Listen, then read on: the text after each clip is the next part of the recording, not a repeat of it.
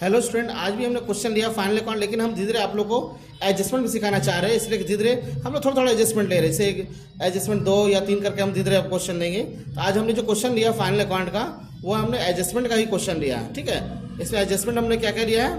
Closing stock तो पता ही है आप लोग को, एक हमने लिया डेप्रिशिएट फर्नीचर और एक आउटस्टैंडिंग सैलरी। ठीक है, इसमें और भी बहुत सारे एडजस्टमेंट धीरे धीरे आप लोग हम सिखाते चले जाएंगे, है ना। अगर हम एक बार में बहुत सारे एडजस्टमेंट लेंगे तो आप लोग को समझ में नहीं आएगा। ठीक है, तो हम लोग क्या कर रहे हैं, धीरे धीरे एडजस्टमेंट लेंगे। तो अब क्वेश्चन के साथ क्या है, हम लोग ले रहे हैं एडजस्टमेंट भी लेके चल रहे हैं। एडजस्टमेंट वो होता है जो आमतौर पर लास्ट में हम लोग क्लोजिंग के समय करना पड़ता है। ठीक है, तो सबसे पहले जो ट्रेडिंग हम लोग जैसे बनाते हैं एज यूजुअल वैसे बनाएंगे। ट्रेडिंग अकाउंट में क्या था, फर्नीचर तो हमारा फिक्स एसेट से छोड़ देंगे, लैंड परचेज हमारा हो जाएगा, परचेज हमारा जाएगा ट्रेडिंग अकाउंट में। तो यहाँ लिख देते हैं हम लोग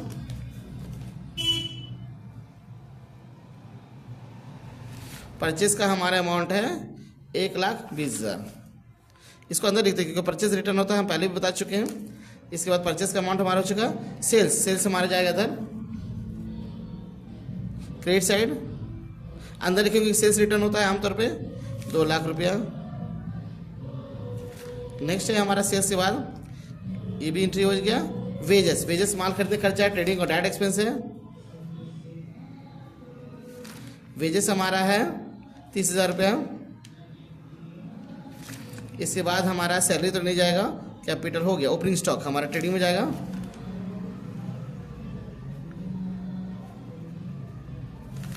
ओपनिंग स्टॉक है हमारा 20,000 रुपया।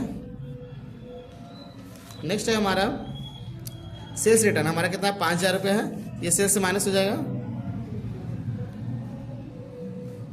सेल्स रिटर्न हमारा 5,000 195। फिर हमारा नेक्स्ट है परचेज रिटर्न हमारा कितना है 2,000 रुपया, 1,18,000 हो गया। अब हमारे लास्ट में मतलब क्लोजिंग स्टॉक होता है हमारा, तो क्लोजिंग स्टॉक कितना है 20,000 रुपया।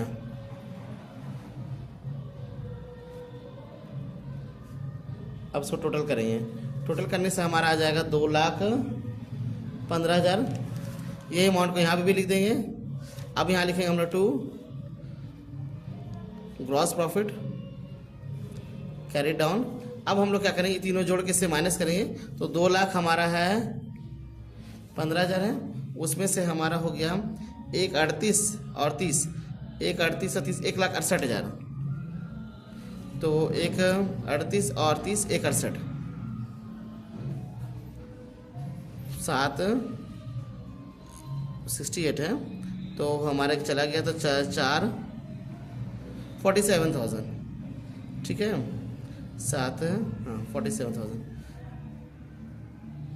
ठीक है, अब ये 47 को हम लोग यहाँ लिख देंगे, ये ट्रांसफर होकर यहाँ चला जाएगा। अब हम लोग क्या बनाएंगे, प्रॉफिट एंड लॉस बनाएंगे, ब्रॉड डाउन लिख देंगे।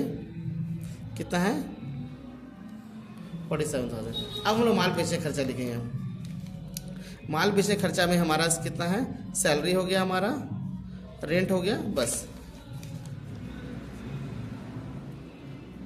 सैलरी कितना है हमारा, सैलरी हमारा 20,000। इसको अंदर लिखेंगे क्योंकि इसमें एडजस्टमेंट है। ठीक है, क्योंकि देखिए सैलरी में लिखे हुए एडजस्टमेंट लिए, सैलरी में 20,000 आउटस्टैंडिंग 2,000 रुपये आउटस्टैंडिंग है। ठीक है, सैलरी के बाद हमारा क्या है, नेक्स्ट हमारा जो ट्रेडिंग में जाएगा रेंट है, रेंट में एडजस्टमेंट नहीं है, इसको बाहर लिख सकते हैं। रेंट कितना है हमारा, रेंट है हमारा 10,000 रुपये, और तो हमारा कुछ नहीं जाएगा। अब इसको जोड़ते हैं। ठीक है, इसमें हाँ एडजस्टमेंट में हम लोग कर लेते हैं। ठीक है, इसके बाद हमारा जो है, अब बैलेंस शीट में हम लोग क्या करेंगे, इसमें देखिए 2 एडजस्टमेंट को भी लेना है। सैलरी में कितना आउटस्टैंडिंग है 2,000 रुपया, तो आउटस्टैंडिंग को जोड़ते हैं। ये मेरा क्या है, सैलरी में 20,000 दे चुके हैं, और मेरा कितना सैलरी आउटस्टैंडिंग है 2,000 रुपये मेरा आउटस्टैंडिंग है। तो कोई भी आउटस्टैंडिंग को क्या करते हैं हम लोग, प्लस करते हैं। 22,000 हो गया। ठीक है, सैलरी में 20,000 है, और हमारा कितना सैलरी बकाया है 2,000 रुपये, यानी हमको देना ही पड़ेगा, हमारी लायबिलिटी है। तो क्या करेंगे, उसको सैलरी को आउटस्टैंडिंग सैलरी से जोड़ देंगे। सैलरी का अमाउंट 20,000 है, इसमें आउटस्टैंडिंग सैलरी 2,000 है, जोड़ के हमारा हो गया 22,000 रुपये। इसके अलावा एक एडजस्टमेंट और देख लेते हैं। एडजस्टमेंट में कुछ तो ऐसा नहीं है जो ट्रेडिंग अकाउंट में जाएगा तो हमारे देखे मिल जाएगा। फर्नीचर में कितना डिप्रिशिएट करना, तो जो भी फर्नीचर का डिप्रिशिएशन होता है ये हमारा कहाँ चल जाता है, प्रॉफिट एंड लॉस में चल जाता है। तो फर्नीचर अमाउंट कितना है 20,000 है, और कितना इसका वैल्यू कम हो रहा है 10,000। तो ये हमारे एक तरह का क्या हो गया, एक्सपेंस हो गया, इनडायरेक्ट एक्सपेंस हो गया ऑन फर्नीचर।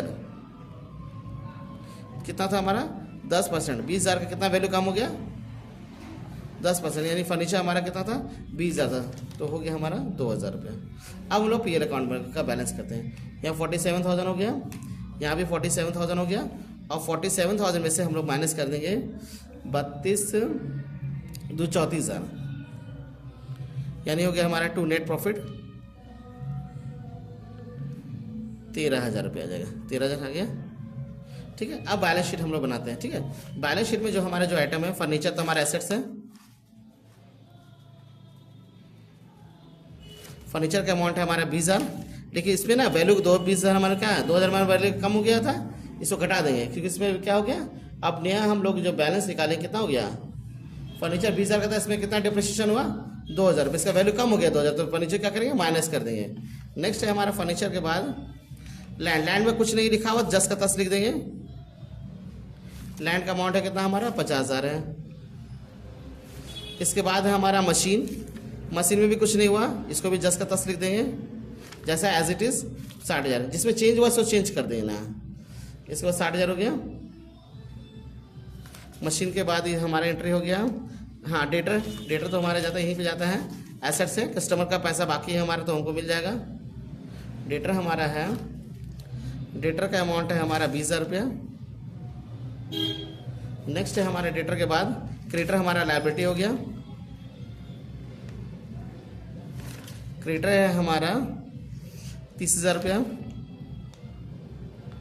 कैपिटल का अंदर लिख देते हैं क्योंकि इसमें नेट प्रॉफिट जोड़ना पड़ता है। 1,33,000 है, ये भी लिखा गया। रेंट हो गया। कैश हमारा एसेट्स हो गया। कैश है हमारा 10,000 रुपया, ठीक है। इसके अलावा क्लोजिंग स्टॉक हम बताए थे स्टूडेंट, 2,000 एंट्री होता है, ट्रेडिंग में जाता है, एक तो बैलेंस शीट में जाएगा। क्लोजिंग स्टॉक हमारा हो गया 20,000, ठीक है। इसके बाद अलावा हमारा जो नेट प्रॉफिट उसको जोड़ देंगे 146,000। और हम लोग का जो एडजस्टमेंट है सैलरी में, आउटस्टैंडिंग सैलरी है, तो हर एडजस्टमेंट का 2,000 एंट्री होता है। जैसे क्लोजिंग स्टॉक को हम लोग दिखाते हैं, ट्रेडिंग में दिखाते हैं, बैलेंस शीट दिखाते हैं, इसलिए हर एडजस्टमेंट जो भी क्वेश्चन के बाहर रहेगा, ट्रायल बैलेंस के बाहर रहेगा, सो 2,000 एंट्री करना पड़ता है। तो फर्नीचर का डिप्रिसिएशन यहाँ पे लिख दिए और उसको जो डिप्रिसिएशन घटा के यहाँ लिख दिए। अब हमारे सैलरी में भी क्या है, 2,000 रुपये सैलरी हमारा बाकी है, तो सैलरी जो हमारा 20,000 2,000 आउटस्टैंडिंग इसको जोड़ दिए। और ये आउटस्टैंडिंग सैलरी अभी हम दिए नहीं, हमको देना पड़ेगा नियर फ्यूचर में, तो ये हमारा क्या बन जाएगा, लायबिलिटी बन जाएगा। आउटस्टैंडिंग सैलरी 2,000, ये हमारा लायबिलिटी हो गया। यानी कि आउटस्टैंडिंग में क्या नियम है, जो भी खर्च है उसमें जोड़ देंगे और जो कहाँ दिखाएंगे, लायबिलिटी में दिखाएंगे। क्योंकि 2,000 रुपये सैलरी तो हम ऐड कर दिया, लेकिन 2,000 भी दिए नहीं है तो हमको देना पड़ेगा, ठीक है। करंट फाइनेंशियल में इसको नहीं दिया तो अगले फाइनेंशियल में देना पड़ेगा, तब तक हमारा लायबिलिटीज़ है, इससे आउटस्टैंडिंग सैलरी का दिखाएंगे, लायबिलिटी दिखाएंगे। अब दोनों अमाउंट को जोड़ते हैं, एक 40 और एक 76 और 1,78,000। यहाँ भी जोड़ लेते हैं 60 68 80 90 110 आ गया 178,000।